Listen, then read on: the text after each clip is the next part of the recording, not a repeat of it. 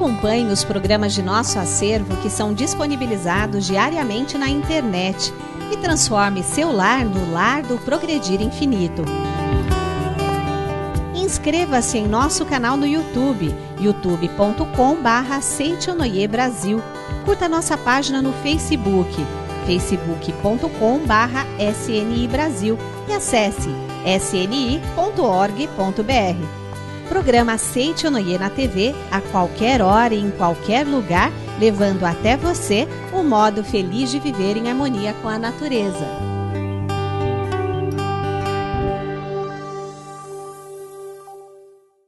Olá, distribuindo sorrisos, boas novas. Entra no ar mais um programa Seichonoye, um modo feliz de viver. Já que estamos espalhando sorrisos, felicidade, que tal abrir um sorriso maravilhoso para a pessoa que está aí ao seu lado? Quem dá recebe, com certeza. Se você está dando um sorriso, com certeza você também está recebendo um sorriso de volta, não é? É bom, isso é o modo feliz de viver. E aí, vamos saber o que tem no programa de hoje? Olha só que legal, gente. O preletor Jundi Miyaura explica como é a passagem para o mundo espiritual e a situação dos espíritos após a morte do corpo. Então, os espíritos que desencarnam conscientemente, eles permanecem com a família, dando apoio, dando forças. E o pensamento deles está mesclado com as pessoas da família. Então, fique conosco e estabeleça contato direto com a saúde, a harmonia e a prosperidade. A vida dos descendentes é um prolongamento da vida dos antepassados. Portanto, nós somos um com nossos antepassados. Mundo espiritual e o destino do homem. É uma leitura imprescindível, pois responde questões como: o que é mundo espiritual? Por que é necessário orar pelos espíritos? Além de, no capítulo 3, abordar questões sobre contracepção, seus danos e significado espiritual, questões fundamentais relacionadas à vida cotidiana. Para adquirir o livro Mundo Espiritual e o Destino do Homem, procure uma associação local ou regional mais próxima, ou ligue 0800 770 2600 de telefone fixo, ou pelo celular 0 operadora 11 5074 4180, ou se preferir www.sni.org.br/livraria virtual. Entenda como se aplica a relação entre o mundo espiritual e o destino do homem. Adquira já o seu livro. Muito obrigada. Será que depois do túmulo vem o vagar eterno? Ou dormimos para sempre? Ou será então que é verdade que lá em cima as pessoas trabalham, têm atividades e continuam a evoluir? A passagem para o mundo espiritual e a situação dos espíritos após a morte do corpo. É o que vamos ter agora através da palestra do preletor Jundi Miyaura.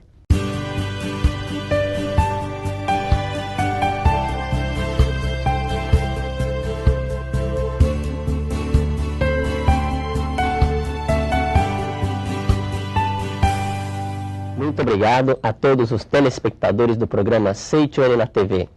Agradecemos também aos mantenedores do nosso programa. Graças às contribuições de todos, podemos levar ao ar esse programa. Muito obrigado. Hoje vamos falar sobre a passagem para o mundo espiritual e a situação dos espíritos após a morte.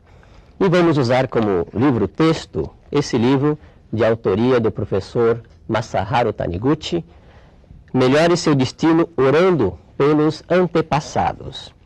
E a passagem para o mundo espiritual, o professor Masaharu Taniguchi, ele compara a uma crisália para o estado de borboleta. E na página 36 ele escreve o seguinte: o processo em que o homem abandona o corpo carnal e entra no mundo espiritual assemelha-se à passagem do estado de crisália para o de borboleta. É o nascimento no mundo espiritual. Comumente acompanhado de dores do parto. Entretanto, como já vimos, os espíritos elevados passam conscientes para o mundo espiritual, com grande tranquilidade, de maneira semelhante a um parto sem dor. O que ele está referindo é a passagem anterior, que ele conta um caso de um espírito que conscientemente passou para o mundo espiritual. Então nós temos dois casos aqui. Um são aquelas pessoas que passam para o mundo espiritual conscientemente. E o outro é aquele caso das pessoas que passam para o mundo espiritual inconscientemente. Então essa passagem que ele se refere anteriormente é a passagem do Magnussen, que é um escritor, e ele, uma certa fase da vida dele, ele parou de escrever. Ele queria escrever, mas não conseguia escrever. E quando ele pegava na caneta para escrever, a mão começava a mover sozinho. E, na realidade, o pai dele queria fazer uma comunicação. E até que um certo dia ele escreveu, psicografou a mensagem do pai. E essa mensagem está nesse livro, na página 34. Eu vou ler um trecho aqui. O pai dele escreve o seguinte: fui acometido subitamente por uma doença na rua e levado à cama, onde morri. Da família, você foi o único que alcançou o instante do passamento, quando pairavam os últimos sinais de consciência de seu pai. Meu filho, eu senti você. Você foi a última ideia que me veio à mente. Você deve se lembrar que a minha mão se moveu sem forças em sua direção e pendeu. Este foi o meu último movimento na vida material e a minha última força. E eu desapareci do mundo concreto e morri. Nesse instante, apaga a consciência da pessoa, né? Ela morre e começa a consciência espiritual. Ele continua o relato. Meu filho, você estava de pé, debruçado sobre o corpo do seu pai. Mas o que veio à mente foi a sua infeliz mãe, e não eu. O seu espírito não o conscientizava, mas o seu pensamento estava mesclado no meu e pensava a mesma coisa que eu. Então, nesse momento, o pensamento do pai e do filho estavam mesclados. E o que ele pensava? Como consolarei a minha pobre mãe? Esta é a sua preocupação e a minha também, ele escreve aqui. O fato de eu deixar o mundo antes dela será um destino muito cruel. Isso significará o pôr do sol. O maior desespero e tristeza a assolarão. Então o pai escreve para o filho, né, dizendo que o pensamento dele e do filho estavam mesclados. E a preocupação dos dois era com a mãe, né, a mãe deles. E continua aqui, no trecho final ele diz o seguinte: meu filho, nesse momento chegou sua mãe. Você apertou a mão dela na sua, enlaçou-a pelos braços. Quem o fez, na verdade, fui eu. Você esqueceu seu pai, que estava ali deitado, e sussurrou à sua mãe. Quem o fez, na verdade, fui eu. Eu estava dando forças a você, ao mesmo tempo que amparava interiormente sua mãe. Foi por isso que ela conseguiu suportar a amargura sem desmaiar de dor, como você receava. Então, os espíritos que desencarnam conscientemente, eles permanecem com a família, dando apoio, né, dando forças, e o pensamento deles está mesclado com as pessoas da família. Mas existem também aquelas pessoas que passam para o outro mundo de uma forma inconsciente. Seriam as pessoas que, por exemplo, que tiveram morte trágica. Na página 36, o professor Masaru Taniguchi faz a seguinte observação. No caso de uma pessoa passar por um sofrimento intenso na hora da morte, Deus, em sua misericórdia, liberta da dor o espírito dessa pessoa, tornando-o inconsciente. A duração desse estado de inconsciência varia conforme o caso. Existem espíritos que recobram logo a consciência e outros que permanecem durante décadas na inconsciência. Então, quando a pessoa tem uma morte trágica, assassinato, câncer, né, dores, alguma doença, então a misericórdia de Deus faz com que ele perca a consciência. Assim como o desmaio, né? Quando a pessoa tem uma forte emoção, ele desmaia e vai recobrar a consciência depois de um certo tempo. No caso desses espíritos que têm uma intensa dor na hora da morte, a misericórdia de Deus faz com que ele fique inconsciente.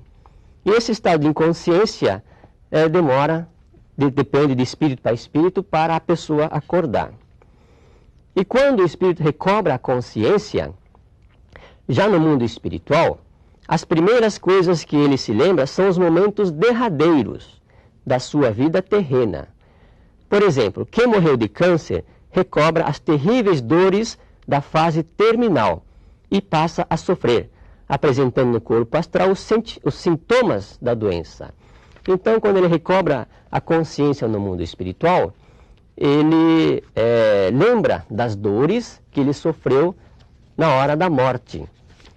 E esse é um processo de purificação do espírito, né, devido aos karmas que ele acumulou nessa vida. E nesse processo de purificação, é um processo bastante dolorido e sofrido também para os espíritos. Aí no prefácio desse livro, Melhore Seu Destino Orando pelos Antepassados, o professor Masaharu Taniguchi escreve o seguinte: alguns espíritos sofrem muito no processo de purificação e em sua angústia pedem socorro a seus descendentes diretos e indiretos. Este mundo é um lugar onde são emitidas e captadas não apenas as ondas elétricas, também as vibrações mentais dos espíritos. Ele compara as frequências da televisão. Vocês estão nos assistindo aqui, é porque vocês sintonizaram a frequência desse canal. E no mundo espiritual também é a mesma coisa. Se tiver algum pensamento de um espírito sofrendo, a pessoa que tem afinidade com esse espírito, ele vai sintonizar essa vibração mental e captar as mesmas vibrações desse espírito. Então a pessoa passa a manifestar concretamente no próprio corpo, em forma de uma dor, a dor e o sofrimento daquele espírito do mesmo modo que um aparelho de televisão. Então, se uma pessoa morreu de câncer, por exemplo, quando ele acorda no mundo espiritual, ele vibra e algum descendente aqui na Terra pode captar essa vibração e ter os mesmos sintomas que esse espírito que morreu de câncer. Então o professor Masaharu Taniguchi diz o seguinte, na página 9. As doenças cuja causa está no mundo espiritual não podem ser curadas com tratamentos médicos e psiquiátricos. Muitas vezes, doenças graves que a medicina atual não consegue curar, certos tipos de câncer, distúrbios nervosos e paralisia de causa desconhecida, são provocadas pelas vibrações mentais de angústia de um espírito que está sofrendo no mundo espiritual. Nesses casos, o único meio de cura consiste em extinguir o sofrimento desse espírito. Então, como é que nós vamos iluminar esse espírito? Então, na página 10 aqui, o professor Masaharu Taniguchi escreve o seguinte: o espírito em ilusão desperta para a verdade quando um descendente lhe oferece a leitura da Sutra Sagrada que ensina que o homem é filho de Deus. Captando as vibrações das palavras da verdade, o espírito se conscientiza da sua natureza divina, liberta-se dos karmas ruins e manifesta a imagem verdadeira. Então, uma das formas de você eliminar esse sofrimento daqueles que passaram para o mundo espiritual sofrendo é conscientizá-los da verdade, através da leitura da Sutra Sagrada e através de orações. No budismo, disse que o espírito alcança a iluminação. É dever dos descendentes diretos e indiretos orar pelos antepassados, para que estes alcancem a iluminação. Os que oram para a paz dos espíritos dos antepassados obtêm como recompensa saúde e prosperidade para toda a família. E é por isso que quando as pessoas oram para esses espíritos, eles se iluminam e vão para o mundo espiritual superior. Então, a pessoa que faz a oração aos antepassados também tem como recompensa a saúde, a prosperidade de toda a família. E aquele problema, por exemplo, de câncer que existia na família, acaba desaparecendo. Então, eu vou contar um caso aqui, apenas ilustrando um caso que aconteceu numa das regionais da Seichonoye. Uma pessoa, um jovem, foi assassinado num baile funk. E em sonho ele apareceu para a sua tia. E no sonho ele disse para a tia: tia, eu quero participar de uma festa, de uma grande festa. E a tia só lembrava desse trecho: quero participar de uma grande festa. E não entendeu o sonho. Aí ela comentou com uma amiga, falou: olha, eu tive um sonho estranho hoje e apareceu meu sobrinho, ele disse que quer participar de uma grande festa. Essa amiga era adepta da Seichonoye e disse para a tia: olha, você não sabe o sonho, mas eu sei qual o sonho. A interpretação do sonho, né? É a grande festividade do Santuário Rosô, que vai ter lá em São Paulo. Então vamos fazer um registro espiritual para o seu sobrinho e vamos escrevê-lo aqui nesse registro espiritual. E escreveram o nome do sobrinho e enviaram para o Santuário Rosô. Depois teve toda a festividade e agora essa senhora que é adepta da Seichonoye, a amiga, é que teve um sonho. Ela sonhou com um rapaz e disse: olha, estava perdido, estava num mundo escuro, mas agora encontrei a luz e vim agradecer, muito obrigado. E também foi um sonho assim, bastante sem pé, sem cabeça, ela não entendeu nada. E comentou com essa tia, né, com a amiga, a tia, quer dizer, tia do jovem falecido. E comentou e descreveu o jovem. Falou: um jovem assim apareceu em meu sonho e disse que estava perdido no mundo escuro, mas encontrou a luz e veio agradecer. E essa pessoa falou assim: mas esse daí era o meu sobrinho. Então ele veio agradecer em sonho o fato das pessoas terem lembrado dele e cultuado o nome dele na festividade do Santuário Rosô. Com certeza esses espíritos virão agradecer pela lembrança do nome. É um verdadeiro gesto de amor que nós vamos fazer para a purificação do mundo espiritual, purificação do universo. E com essa purificação, com certeza, o nosso mundo terreno também irá ter vibrações positivas e com certeza nós vamos adquirir mais paz na nossa vida e paz na região, paz no Brasil, paz no mundo. Contamos com a colaboração de todos. Muito obrigado. E para espalhar paz e harmonia pelo Brasil, é que esteve no ar mais um programa Seichonoye, um modo feliz de viver. E para receber a orientação de Deus, estamos finalizando o nosso programa, escolhemos uma oração muito especial para que com certeza você receba todas as dádivas e todas as orientações necessárias para que você possa realmente obter cada dia mais a felicidade, a prosperidade, a saúde na sua família. Muito obrigado pela sua companhia e conto com ela no nosso próximo encontro. Até lá! Oração para eliminar males e temores.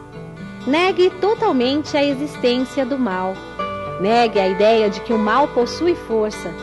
Não fique de braços cruzados pensando vagamente que os males não existem. Mentalize firmemente como segue: o mal não possui força, porque não existe originariamente. Não temo que não existe. Apenas acredito na existência do bem. Diante do bem, o mal desaparece sozinho.